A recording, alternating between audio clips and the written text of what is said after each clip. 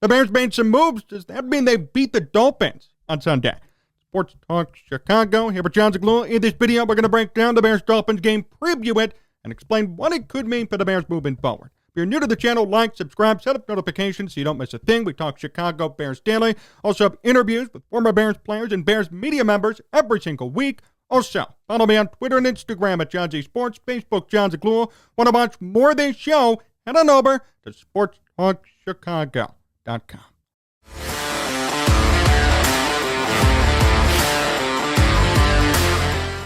I want to start today with this. How you feeling? The Bears just acquired a pretty big-time wide receiver, in my opinion. They kept the majority of their draft picks. They got rid of Roquan and Robert Quinn. They've saved money for next year, and now they have a game coming up against Miami. They're 3-5.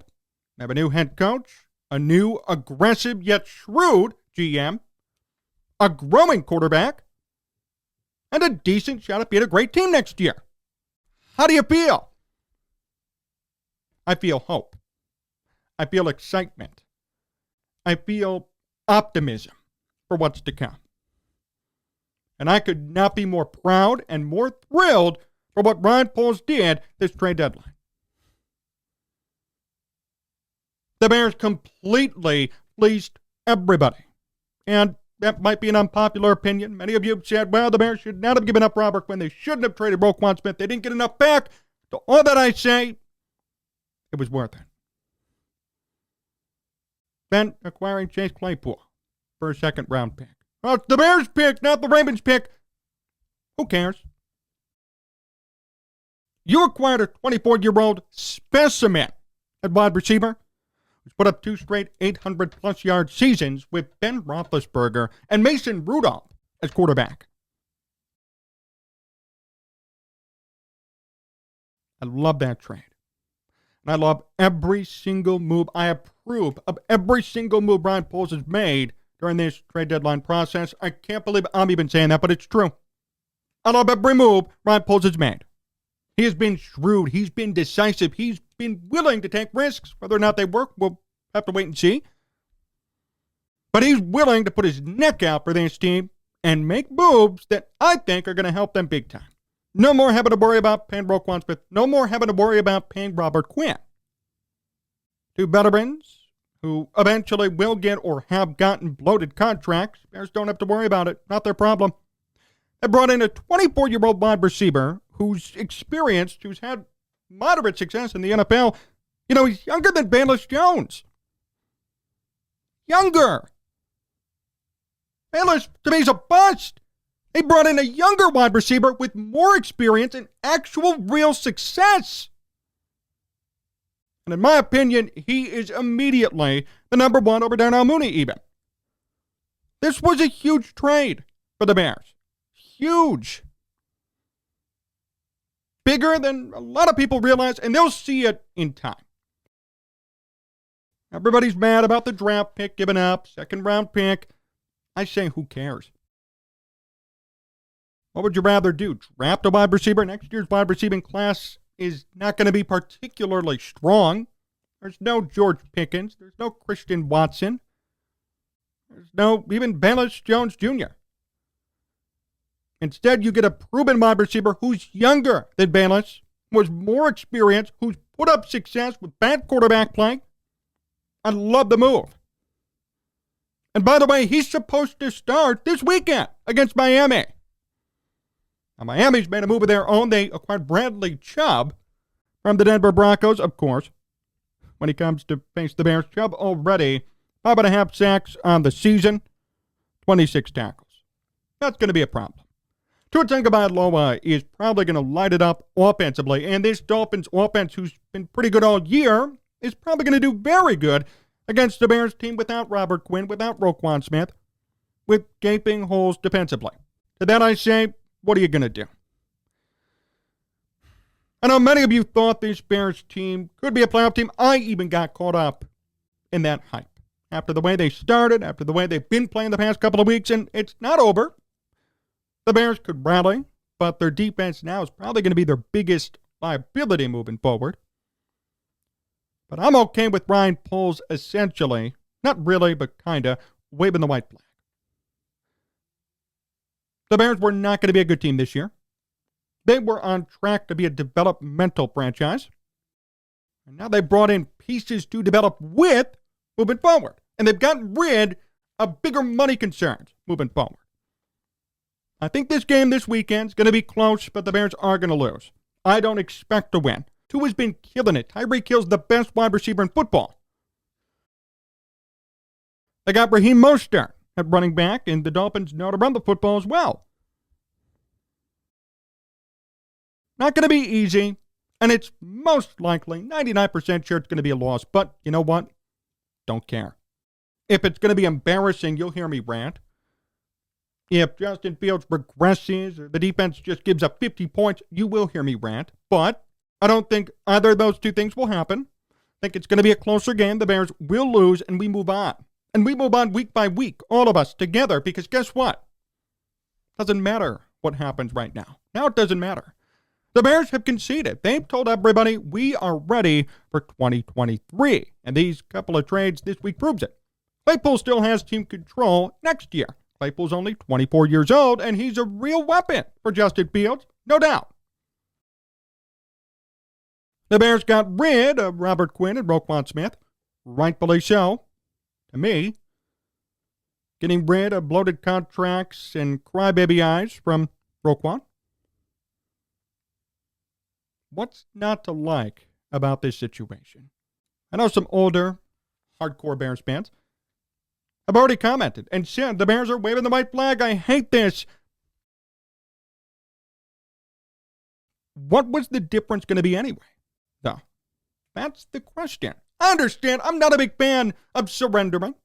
Not a fan of saying, you know what, here, take this season. We concede. I don't like that, but I do like this.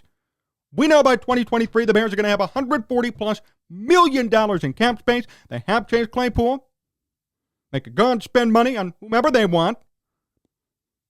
They don't have to worry about off-field issues like a Roquan Smith holdout or a Roquan Smith issue. They could simply worry about the present. Oh, yeah, Justin Fields is going to be fully developed, or more developed at least, and will put up great numbers next year.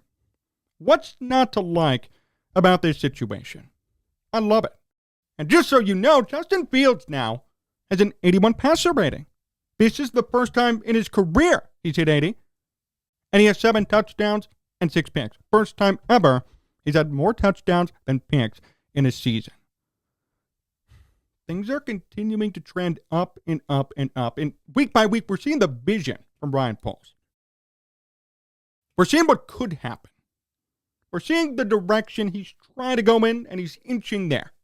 He needs patience, and he needs more games, and he really just needs this season to end. If he could end it today, I'm sure he would. Seriously. Move on to next year, draft with your picks, sign guys, big salary cap space. That's the way you want to do it. But he does have to play out the rest of this season. The Bears do. And at this point, I would use the rest of these games for development. I would use this opportunity to gel as a team. I'd use this opportunity to fight for your spot if you think you might be in trouble. I would use this opportunity to learn how to play as a team. So that way next year, everyone's familiar with each other, everyone's comfortable, and everybody has one goal, winning. The Bears are not going to win this game this weekend. Miami, their offense is so tough. Now their defense is Bradley Chubb added to them. It's going to be a very tough task for the Bears. But I expect another encouraging game from Justin Fields. I expect more of running the football. I just expect the defense to give up a lot of points. More points than what the Bears could score. And Roquan was essentially non-existent last week, and the Bears gave up 49. So I would expect something similar this week. Maybe not 49, but a decent amount of points if they cannot contain Tua Tagovailoa, Tyreek Hill, Raheem Mostert, the entire Miami Dolphins offense. My pick as of right now, 31-24, Dolphins win. I think it's going to be a 7-point game. I think the Bears will be in it. I just don't see them winning. And again, that's okay. I'm only going to rant if it's going to be really bad, if it's going to be embarrassing. But I don't think it's going to be embarrassing because I think even the players know what's coming. They see the vision. They see the idea that Ryan Poles is trying to trot out there week in and week out. They know what this team is going to look like somewhat in 2023. Contrary to popular belief, I don't think this is a morale killer. I think, if anything, it's a booster. Really. I mean, it sucked in the beginning. Hey, my leader is gone, right? You're at a job. My favorite boss is gone. But if you knew, hey, next year our profits would double, you'd be pretty excited, right? Hey, my old boss was traded. He was transferred to a different company. But I know next year I'm getting a 2% raise or 2 times the raise, double the raise, right? You'd know, you'd be happy with what you know is about to come. We know what's going to come for the Bears. We know. $140+ million in cap space. Chase Claypool being under team control. The ability to go out and get another wide receiver, get offensive line help, draft. Big time. The Bears did not necessarily lose a draft pick. They still got their second round pick from the Ravens. And a first rounder this year, too. Ryan Poles has cleaned up a mess from Ryan Pace. He has completely dismantled and made this team better already going into next year. I've never seen the Bears this good financially. I don't remember the last time the Bears looked this good financially. They look great. They look ready to go. They look like a contender. This is what a contender would look like financially and draft pick-wise. I loved all these moves. Anybody who tells you they're not a fan or they think it's stupid they got rid of Roquan or Robert Quinn, I would point them to next year. Point them to what's to come. Point them to the light inside the tunnel.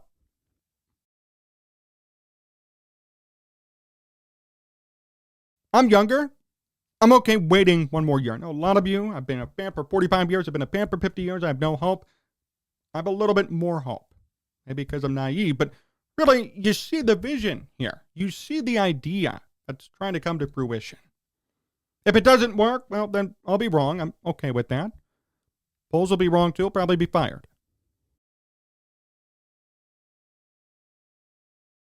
But I like the direction, and I want to give him an opportunity to show everybody what he's trying to do on the football field. Roquan and Robert Quinn were just veterans. They were good, but they were going to be distractions. Robert Quinn needed to be paid continually, and Roquan was already holding out. And Chase Claypool, at 24 years old, is an accomplished and respected NFL wide receiver. I'd rather get him than some rookie and have to teach him when you already know he could do something. Putting up these numbers in Pittsburgh with Ben Roethlisberger at the end of his career, Mason Rudolph, Mitch Trubisky, and Kenny Pickett. He's had a mishmash of quarterbacks, and he's still produced. And I've said this so many times in the past, mainly about Allen Robinson.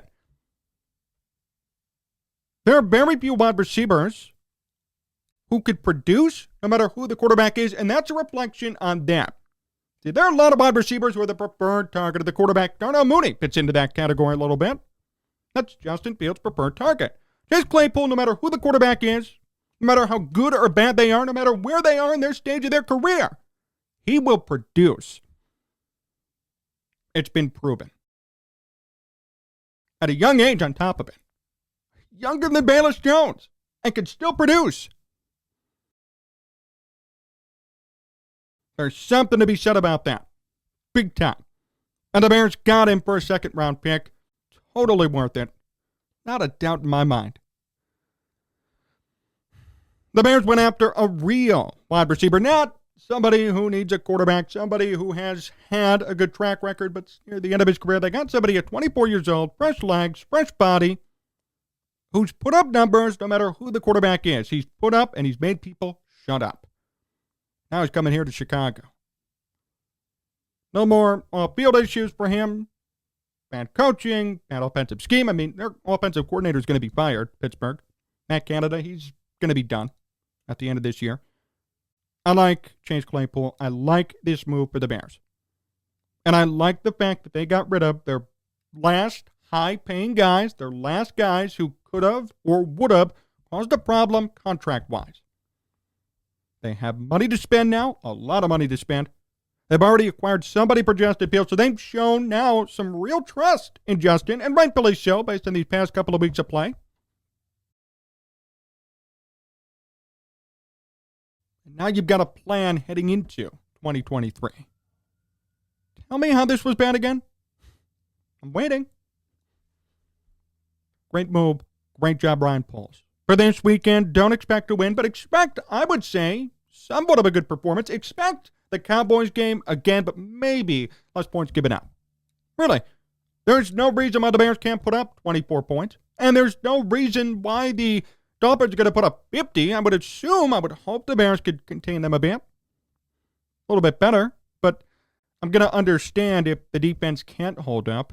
Need to see more growth from Justin Fields. I have a feeling we will. A little bit worried about the offensive line now with Bradley Chubb. But I think this will just be another encouraging performance. The Bears are going to stack these up. Justin Fields is going to stack these up. And come next year, or come the end of this season even, we're going to know, number one, Justin Fields is the guy, I would hope. Number two, there's a vision for the future. We're going to look back on this year and say, hey, if the Bears just had a defense in this game, they would have won. Hey, if the Bears just had this in this game, they would have won. And then next year, they're going to actually make big differences and make things better. And I think that's the important part. That's the encouraging part. So my hope is things get better, and I'm excited to see what the Bears have to offer moving forward. Till then, though, I think it's going to be a loss on Sunday, but more good things to come for the Bears moving forward. Thanks for watching today's show here on Sports Talk Chicago. Appreciate the time. Remember, you can follow me on Twitter and Instagram at Jon Z Sports, Facebook Jon Zaghloul. Want to watch more of this show? Head on over to sportstalkchicago.com. So long, everyone.